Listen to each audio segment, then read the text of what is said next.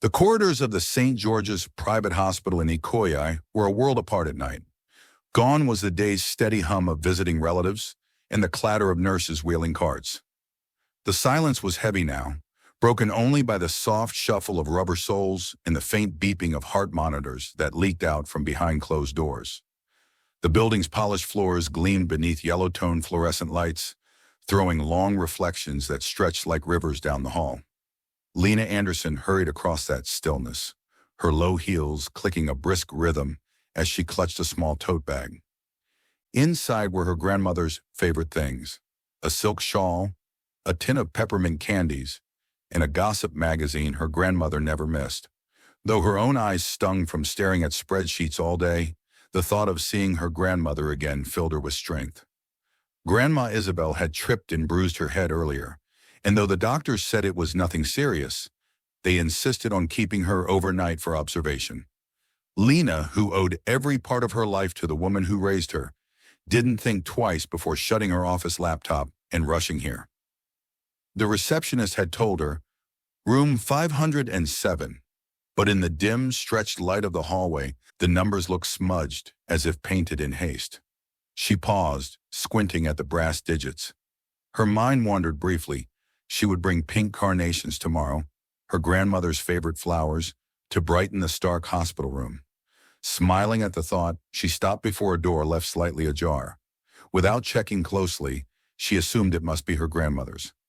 Quietly, she pushed it open. The room was dark, curtains drawn, the faint glow from the hallway spilling in just enough to outline the shape of someone lying still in bed. Her heart softened immediately. Grandma must already be asleep. She tiptoed forward, the air thick with antiseptic and faint traces of lavender detergent, and leaned down to press a gentle kiss against the figure's forehead. The moment her lips touched skin, two startled eyes flew open. A scream tore from Lina's throat at the same time a deeper one rang out. She stumbled backward, her bag slipping from her grasp, peppermint candies scattering across the floor like marbles.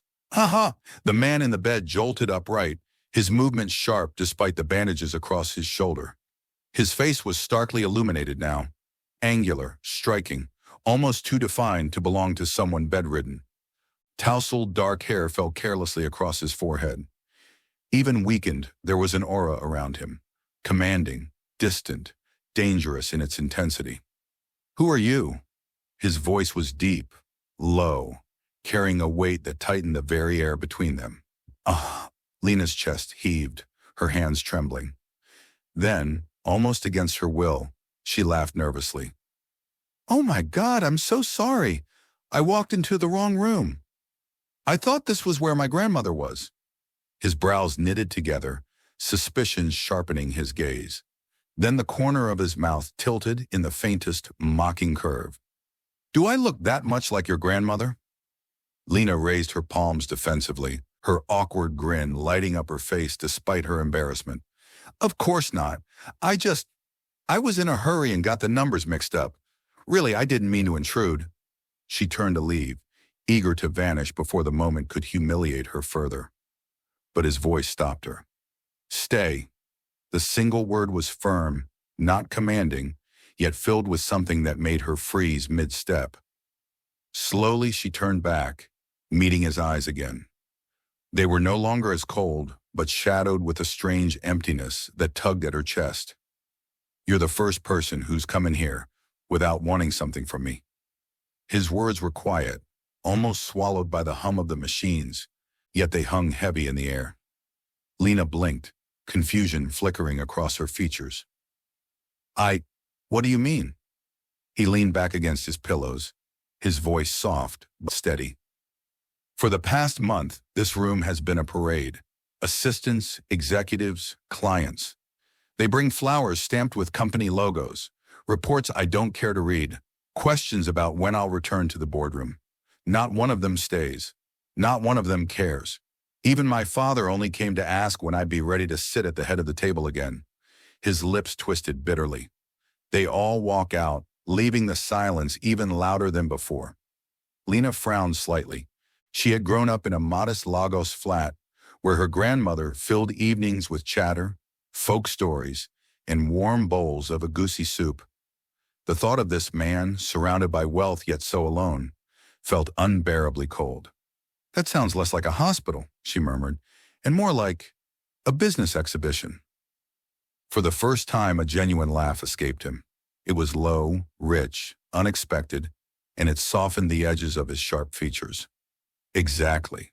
A parade, and I'm the wax figure they pretend to care about." Lina tilted her head, studying him. He looked strong and untouchable, yet his voice betrayed cracks in the armor. Against her better judgment, she sat in the chair beside the bed, folding her arms across her lap. "Well," she said lightly, "if you just wanted someone to sit and listen, your wish came true. Fate sent you a girl who can't read numbers on doors." His eyes studied her closely, something flickering in them she couldn't name. After a pause, he said, "Fate has a strange sense of humor. And apparently so do you." Lina smiled, this time genuine, her nerves ebbing away. He looked almost surprised, as though laughter and warmth were rarities in his world. Silence stretched between them for a moment, not uncomfortable, but heavy with something new. "Don't you have close friends?" she asked softly. He hesitated. "In my world, friends and business blur together. When I'm strong, they share profits. When I'm weak, they hover to see if I'll fall. None of them stays simply because I'm me." The words cut into her unexpectedly. She glanced at him, at the proud lines of his face now shadowed with weariness, and felt her heart tighten. "You know," she said quietly, "my grandmother always says the richest person is the one who never has to eat alone." He blinked, surprise flickering across his face. Then slowly his lips curved into the faintest smile. "That's a good line.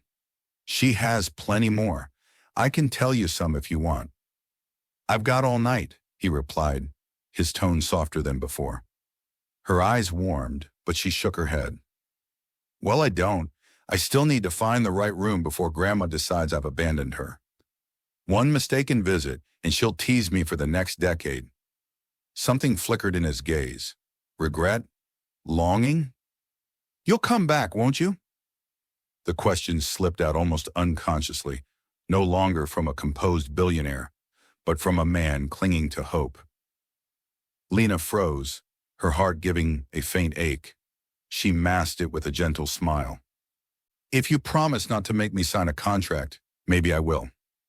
For a long moment, they held each other's gaze. The sterile hospital room felt transformed, less like a prison, more like the start of something unnamed. When she finally left, her heels echoing down the hallway, Cyprian Maxwell leaned back against his pillows, a faint smile lingering on his lips. For the first time in weeks, the emptiness didn't feel so heavy. He had something to look forward to. And Lina, walking toward her grandmother's real room, couldn't shake the image of those deep, weary eyes.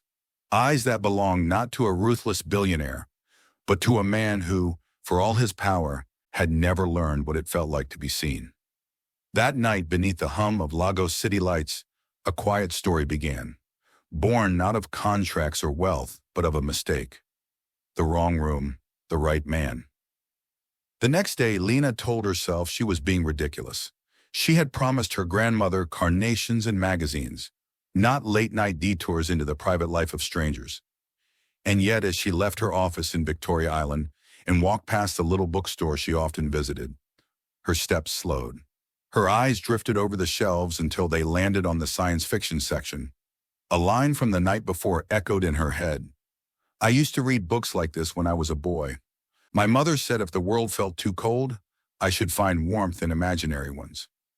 Before she could stop herself, she had bought 2 novels, one by Isaac Asimov, another by a Nigerian-American author whose futuristic Lagos skyline gleamed on the cover.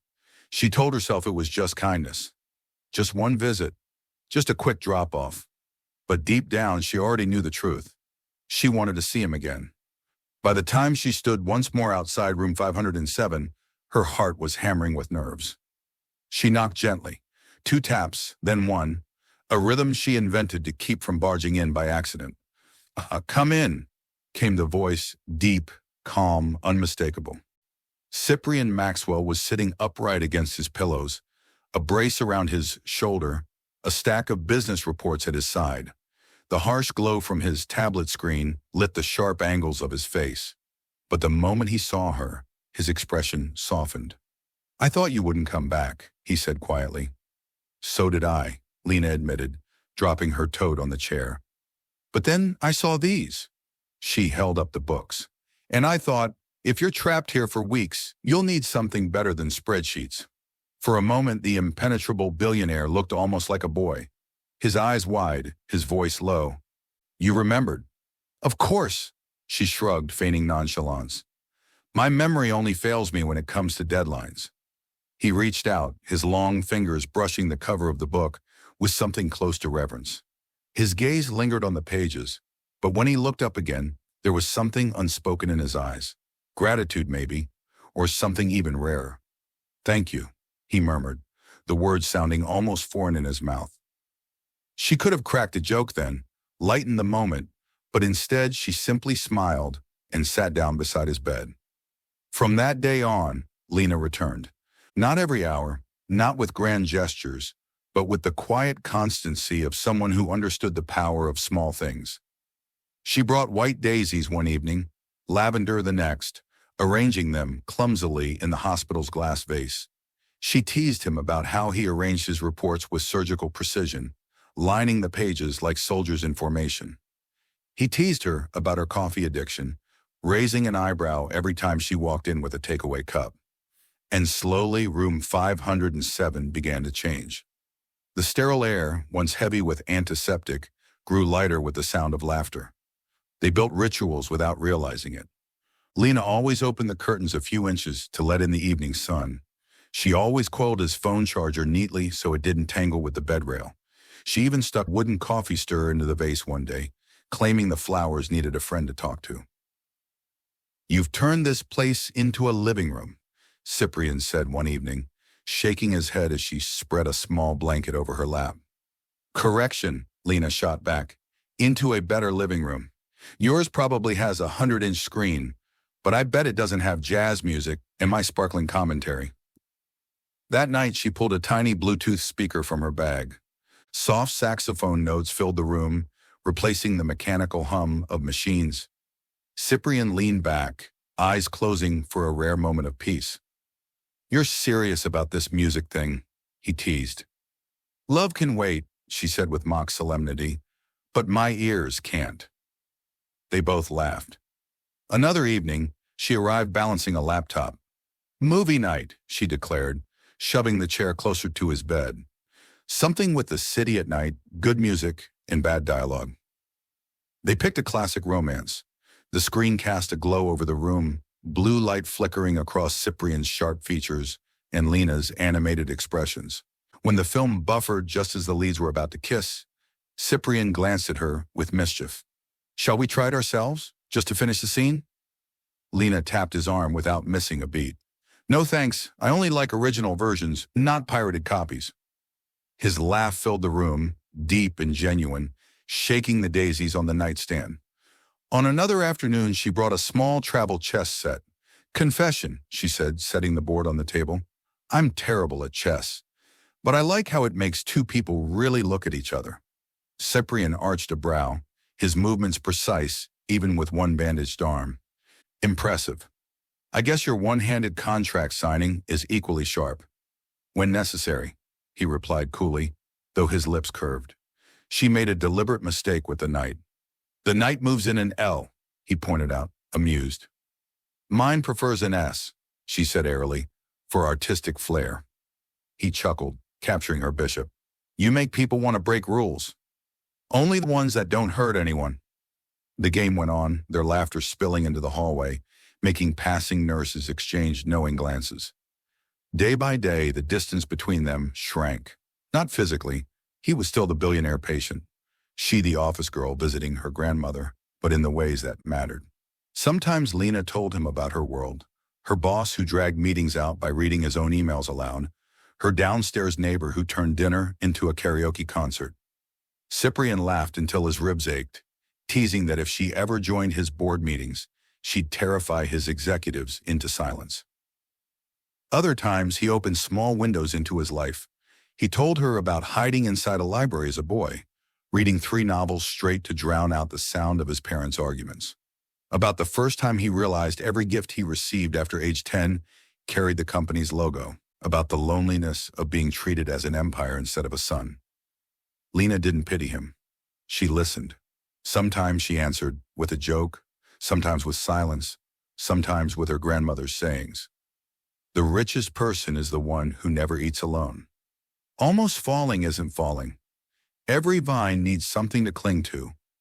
Each phrase landed in him like water in dry soil. One night, as rain streaked against the window, he confessed quietly, "I'm afraid that when I'm no longer strong, no one will be there to reach out." She didn't flinch. "Then get used to this," she said softly, brushing her fingers against his elbow, steadying him the way she had when his walker slipped. "Because now you have me." The air shifted. He looked at her, longer than he should have, and nodded slowly. By the time Lina finally left that evening, he had written one line in his leather-bound notebook. There was a hand. For the first time in years, Cyprian Maxwell, man of marble towers and glossy headlines, was no longer just a billionaire behind glass. He was a man who laughed, argued, lost chess games, and waited for the sound of 2 knocks, then 1, on his hospital door. And Lina, without meaning to, had become the rhythm he longed to hear. The morning of Cyprian Maxwell's discharge felt strangely bright. Sunlight poured down the spotless white corridors of St. George's private hospital, spilling over polished marble floors that gleamed like mirrors. For weeks, Lina had walked these same halls with flowers tucked under her arm, never expecting to find more than her grandmother's bedside. Yet now she was here for him, for Cyprian. When she entered room 507, he was already out of his hospital clothes. He wore a crisp white shirt tucked neatly into dark trousers, his broad shoulders still constrained by a medical brace. On the chair beside his bed sat a sleek leather suitcase embossed with silver initials.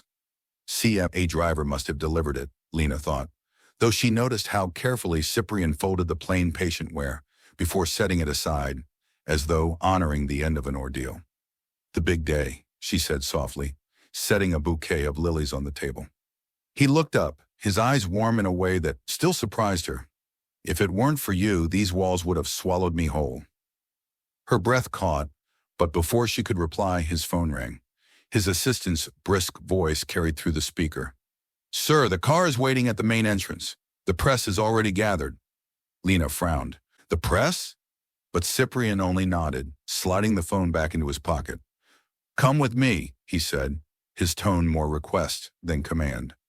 They walked together into the hallway, nurses offering smiles and congratulations, doctors pausing to shake Cyprian's hand. To Lina it seemed ordinary enough, until the elevator doors opened onto the main lobby. Her entire body stiffened. A wave of sound rushed in, shouts, questions, camera shutters snapping like gunfire.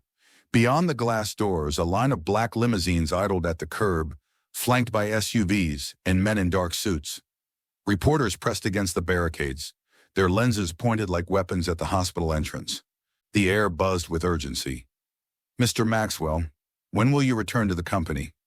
"Cyprian, will you sue those responsible for the accident?" "Who's the woman with you? Your new girlfriend?" Lina froze, her heart slamming against her ribs. Maxwell. The name crashed through her memory. Magazine covers, international summits, Forbes lists that once seemed like fairy tales of the unreachable elite. Cyprian Maxwell wasn't just wealthy. He was that man, the billionaire tech mogul who built Maxwell Group into one of Lagos's most formidable empires. Her palms went cold. She stumbled a step back, overwhelmed by the storm of flashes and voices. All this time she had thought he was successful. Yes, but not this, not the face on global business headlines. He felt her falter instantly. Without hesitation, his hand clasped hers, strong and steady, pulling her to his side. The warmth of his grip contrasted sharply with the chaos outside. His voice cut through the frenzy, low but urgent, meant only for her. "Don't look at me the way they do. I'm still the man you met in this room, the one who reads books and laughs at your coffee disasters. Nothing else matters." Her breath caught, her mind spinning. How could it not matter? The hospital doors slid open. Immediately, men in tailored suits surrounded him, bodyguards, assistants, forming a protective wall. The press surged forward, cameras flashing relentlessly. Lina wanted to shrink into the floor, to disappear from the spectacle. She didn't belong here. She was just Lina Anderson, the ordinary office girl who got lost in a hospital corridor. Yet Cyprian didn't let go. He walked forward with her hands still locked firmly in his face composed, his shoulders squared, the very image of power. Every question hurled at him only made his grip tighten. At the curb, a tall figure waited, imposing, silver-haired, with eyes as cold as cut glass. Richard Maxwell. Even Lina recognized him from the news. Cyprian's father, the chairman emeritus of Maxwell Group. Cyprian. Richard's voice was sharp as steel. Enough of this circus. Get in the car. His eyes flicked to Lina, dismissing her instantly, as though she were no more than a stray shadow. And leave her behind. Lina's stomach twisted. Shame, panic, inadequacy. All of it crashed over her. She wanted to pull away to spare him this humiliation. Her lips parted, but before she could whisper goodbye, Cyprian's voice rang out. No. The single word stilled the air. Even the reporters seemed to pause. Richard's brows snapped together. What did you say? Cyprian stepped forward, his hand tightening around Lina's, until her fingers tingled. His gaze burned with defiance. I said no. You've never once asked if I'm happy, but I am, with her. You want me to choose between love and reputation? Then listen carefully, Father. I choose her. A murmur rippled through the crowd. Cameras clicked furiously, capturing every syllable, every inch of his defiance. Lina felt her throat close, tears stinging her eyes. Cyprian, don't! But he turned to her, his face fierce, his voice low enough only for her. I won't let them dictate this. I've had wealth, power, control. None of it matters without you. Do you hear me? None of it. Her knees almost buckled under the weight of it. In his eyes, she saw not the billionaire the world worshipped, but the man who had once whispered in the dark, afraid of falling with no one to catch him. Reporters surged closer, their shouts louder. Cyprian, are you confirming she's your girlfriend? Cyprian drew her fully against him, shielding her with his frame, his voice steady and clear. Yes, she's the woman I love. She gives me what no fortune can buy. Peace, laughter, a home, and no headline will take that away from me. For a heartbeat, silence reigned. Even the cameras seemed to hesitate before resuming their frenzy. From behind, Richard Maxwell's voice cut like a whip. You'll regret this, boy. You'll throw away the respect of an empire. Cyprian met his father's eyes, his expression cold now, but unshaken. Then let it be thrown. I'm done trading love for appearances. The moment cracked open something deep inside Lina. She trembled, overwhelmed. Yet the warmth of his hand steadied her. Amidst the flashing lights and the roar of questions, his gaze held hers, unwavering. And she understood. He wasn't just choosing her in private whispers or quiet hospital nights. He was choosing her in the blinding daylight, before the eyes of Lagos, before his father, before the empire that demanded he remain untouchable. Her lips quivered, but she nodded, her voice a whisper only he could hear. All right. But don't expect me to stay quiet like all the others. For the first time that day, his lips curved into a faint, triumphant smile. I wouldn't have you any other way. Together, hand in hand, they walked into the glare of cameras, the chaos of questions, and the weight of a city watching. But in Lina's chest, amid the storm, one truth pulsed steady. It wasn't the limousines, the headlines, or the empire that made her heart race. It was the man beside her, the man who had once been afraid of falling, but now stood tall enough to hold her hand and defy the world. And as the cars pulled away, Lagos buzzing beyond the tinted glass, Lina realized she was no longer just the girl who wandered into the wrong room. She was the woman standing at the gates of a world she never imagined entering. Chosen, not by accident, but by the heart of the man everyone else thought untouchable. The storm came faster than Lina ever imagined. By morning, Lagos was buzzing with headlines. Maxwell heir in love scandal. Billionaire seen leaving hospital with mystery woman.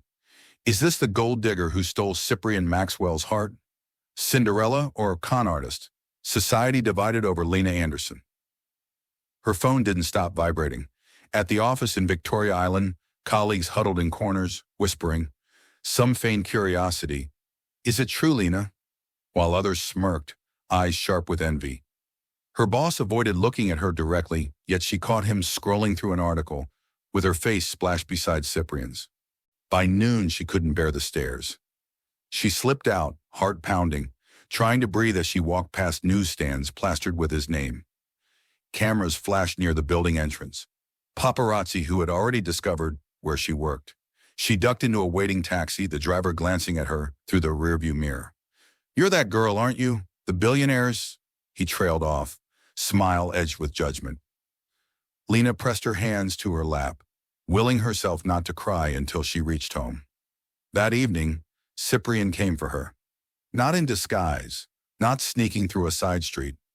He arrived at her modest Lekki apartment in a sleek black car, stepping out in full view of neighbors who peeked through curtains. His bodyguards tried to hold back the press, but questions rang out. Mr. Maxwell, is she worth risking your empire? Cyprian, does your father approve of this relationship? Lina, how much are you being paid? Her chest squeezed painfully. This wasn't the quiet companionship of room 507 anymore. This was a battlefield. When she stepped outside, Cyprian's eyes locked onto hers. His gaze was steady, protective, and resolute. Without a word, he reached for her hand. Cyprian, she whispered urgently as he ushered her into the car. I can't do this. They treat me like a joke. They're going to drag my grandmother into this. And you, your reputation... Stop. His voice was firm but tender. Don't you dare think of walking away because of them. They don't get to decide for me. You don't get to sacrifice yourself for their approval. Her throat tightened. But, no, Lina. His jaw clenched, his knuckles tightening over the steering wheel once they were inside. I told you at the gates, I choose you, and I'll keep saying it until they understand. The following night, the confrontation escalated. Richard Maxwell summoned his son to the family estate in Ikoyi, a mansion carved from white marble, its chandeliers dripping crystal light over the cavernous living room. Shareholders were present, older men in sharp agbadas and tailored suits, murmuring like vultures. The atmosphere smelled of cigar smoke and polished wood. Lina stood at the threshold, uncertain if she should have come, but Cyprian's hand at the small of her back gave her courage. Richard's glare cut through the room the moment they entered. This ends tonight, he said coldly, slamming down a newspaper on the glass table. The headline screamed, Maxwell heir and office girl, a scandal in the making. You are dragging this family into disgrace, Richard continued, his voice booming. The company's stock dropped 3 points this morning. Shareholders demand an explanation. You will end this. Fling. His gaze snapped to Lina like a whip. Now! Lina's stomach twisted. Every instinct told her to run, to free him from this burden. But Cyprian's arm tightened around her, pulling her closer. This isn't a fling, Cyprian said evenly, though his eyes blazed. She's not a scandal. She's the only person in years who's treated me as a man, not a fortune. The board members shifted uncomfortably. Richard sneered. Do you think love pays dividends? Do you think this girl belongs in our world of power and responsibility? She will destroy everything you've built. At last, Lina spoke, her voice trembling but clear. Mr. Maxwell, I never asked for this. I never asked for cameras or headlines. I just walked into the wrong room. If I'm a problem, I'll... Enough, Cyprian cut off, his tone sharp but protective. His eyes locked onto his father's. You want the truth? Here it is. He turned, not just to Richard, but to the entire room, his voice carrying with commanding clarity. I love her. Silence slammed into the walls. The words echoed, undeniable, irreversible. I love her, he repeated, firmer now. She's not here for money, or status, or power. She's here because she cares about the man I am when the cameras are gone. And if this empire can't survive the truth that I'm a human being with a heart, then maybe it isn't worth keeping. The board erupted in murmurs. Richard's face flushed with fury. You will regret this defiance. But Cyprian didn't flinch. He drew Lina forward, his hand warm and sure against hers. You once told me strength was about control, he said to his father, but I've learned that real strength is standing firm in the storm. And this woman, he glanced at Lina, his voice softening, is my anchor.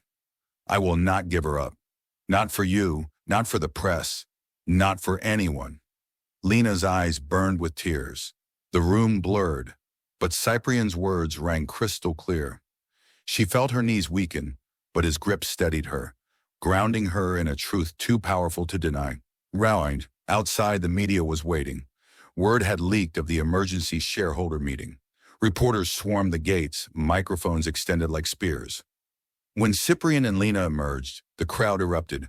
Cyprian, are you still with her despite your father's opposition? Miss Anderson, are you in this for money? Cyprian, do you admit you love her? The moment hung suspended, tense with expectation. Cyprian turned toward the flashing lights, his expression composed, his jaw set like iron. Yes, he said, his voice carrying above the chaos. I love her. She's not a headline. She's my truth. She gives me what no empire, no fortune, no title has ever given me, peace. If that makes me weak in your eyes, then call me weak. But I will never let her go. The crowd fell into stunned silence before the clicking of cameras resumed, louder than ever. Lina's heart hammered in her chest. She should have been terrified. Instead, as his words echoed across the night, she felt an unfamiliar calm. A storm raged around them, but in its center she stood hand in hand with him, and for the first time, she believed they could survive it. Cyprian turned back to her, his eyes softer now, searching hers. Still think you don't belong in my world? Her lips trembled into a smile through tears. Maybe I don't, she whispered, but it looks like you're willing to tear down the walls for me. He leaned close, his forehead against hers for a brief, defiant moment. Around them, the questions continued to rain down. The cameras flashed, the empire rumbled. But none of it mattered. Because in the war between power and love, Cyprian Maxwell had already chosen, and his choice was her. The storm outside still raged. Headlines, whispers, endless speculation. But inside Lina Anderson's modest Lekki apartment, a different kind of world existed. The building was old but sturdy, its brick walls weathered from years of Lagos rainstorms. The staircase creaked with every step, the scent of fried plantain drifting faintly from a neighbor's kitchen. Cyprian Maxwell, billionaire heir, tech mogul, man whose face had graced Forbes magazine covers, hesitated at the landing as if he had stepped into foreign territory. Lina pushed the door open. Come in, she said softly. Warm yellow light spilled out, carrying the faint aroma of chicken soup and cinnamon. The tiny living room was furnished simply. A well-loved sofa, a faded rug, and a low wooden table set with mismatched dishes. In the kitchen doorway stood Grandma Isabel, her silver hair tied in a bun, her smile steady, welcoming. Good evening, young man, she said with calm authority. Sit. You're just in time. The soup will go cold otherwise. Cyprian inclined his head politely, stepping inside. He felt his expensive shoes almost out of place against the worn but spotless tiles. Yet the air was different here, warmer, lighter, filled with something he couldn't quite name. At the table, a fluffy cat leapt onto a chair, tail flicking mischievously. Lina groaned. Confusion, not again. She scooped the cat away before it could topple a spoon into the salad bowl. But Cyprian only chuckled, setting the fallen cutlery neatly back in place. It's fine, he said, surprising himself with the ease in his tone. My board meetings are more chaotic than this. Grandma Isabel arched a brow, studying him shrewdly. If you can handle this cat, maybe you can handle my granddaughter. Lina flushed crimson. Grandma! Cyprian laughed, an unguarded, genuine sound that made Lina glance at him in disbelief. This wasn't the ruthless mogul Lagos feared. This was a man suddenly at ease, almost boyish. They sat down. Grandma ladled soup into bowls, the steam rising in fragrant curls of chicken and celery. Cyprian lifted a spoonful, tasted it slowly, and exhaled. This is, he hesitated, then finished honestly, the best meal I've had in a long time. It's just soup, Grandma said, adding another scoop to his bowl without asking. Eat, you look like a man who hasn't rested in years. The gesture disarmed him. In his world, meals were plated with silver tongs, precision and excess on display. But never once had someone wordlessly placed an extra serving before him. The simplicity touched something deep in his chest. Dinner unfolded with a rhythm Cyprian didn't know he had missed. The clink of cutlery, the sound of laughter spilling across the table, the cat weaving around their legs, meowing for scraps. Lina teased him about nearly losing at chess, and he retaliated with a dry quip about her coffee spills. Grandma chimed in with her own sharp humor, telling stories of how Lina once broke a neighbor's window with a badly aimed football. Don't exaggerate, Lina protested, laughing. I don't need to, Grandma replied. You're dramatic enough for all of us. The three of them laughed together, and Cyprian realized he couldn't remember the last time he had felt this ordinary. When the soup was gone, Grandma brought out a golden apple pie. The scent of butter and cinnamon filled the little kitchen. She cut it into neat squares, sliding one onto Cyprian's plate. Try this. It heals more than medicine. He took a bite. Warmth spread through his chest, richer than any fine wine. This, he said quietly, is the best apple pie I've ever had.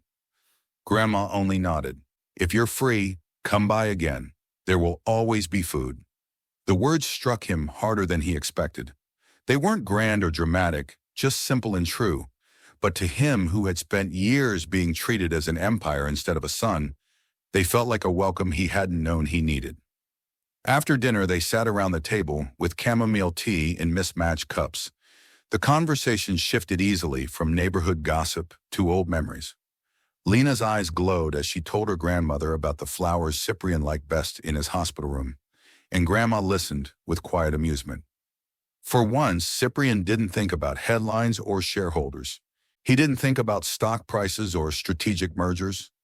He thought about the way the lamplight softened Lina's features, the way her grandmother's voice wrapped around the room like a lullaby, the way the cat purred at his feet as if granting him permission to belong. When it was time to leave, Grandma walked him to the door. She placed a hand on his shoulder, firm and steady. Take care on the road, she said simply, and remember, don't let my granddaughter face storms alone. Cyprian swallowed, his throat tight. He bowed his head slightly.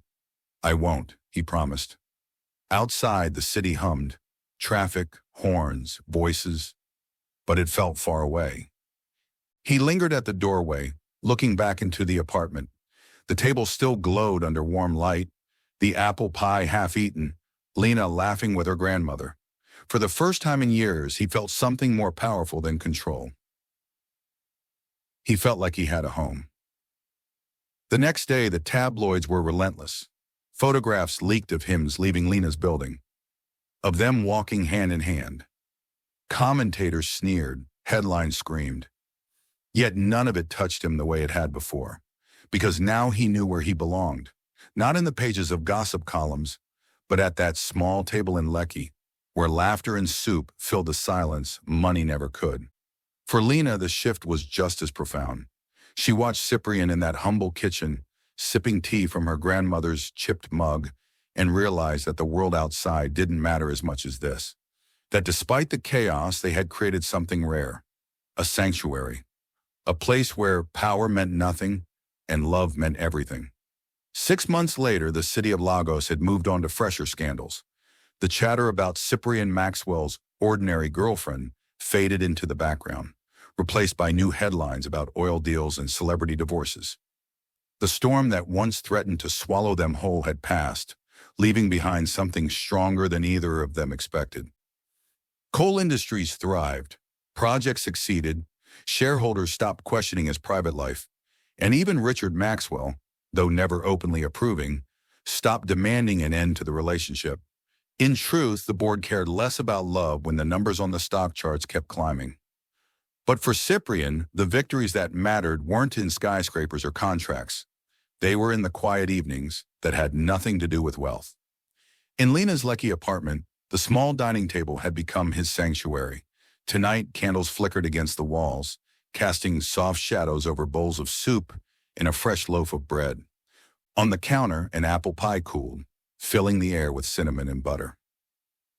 Cyprian sat across from Lina, his shirt sleeves rolled, the ever-present tension in his shoulders eased. Grandma Isabel sat at the head of the table, her eyes twinkling with quiet joy. She lifted her glass of red wine, her voice steady but full of warmth. "Here's to the wrong room," she said, "that brought Lina to the right man." Laughter broke out around the table. Lina blushed, covering her face, while Cyprian shook his head, grinning more freely than anyone in the tabloids would have believed possible. When the laughter died down, he leaned closer to Lina, his voice meant only for her. "That lonely prayer I whispered that night, it brought you to me." She tilted her chin, her eyes gleaming with mischief. "And my clumsy mistake turned out to be the best deal of your life." The table erupted again in laughter. Even Grandma Isabel chuckled, shaking her head. "You two speak like business partners signing a contract." But Cyprian didn't laugh this time. He leaned down, brushing his lips against Lina's, in a kiss that was sweet, certain, and unhurried. It was less a declaration and more a promise, one that no storm could undo. Outside the window, the Lagos skyline glittered, its towers lit like jewels against the night.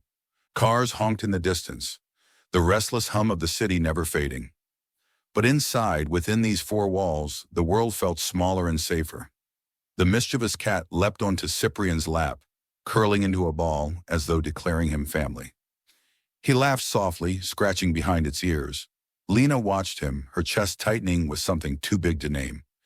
In that simple scene, soup, laughter, a grandmother's wisdom, a cat purring in contentment.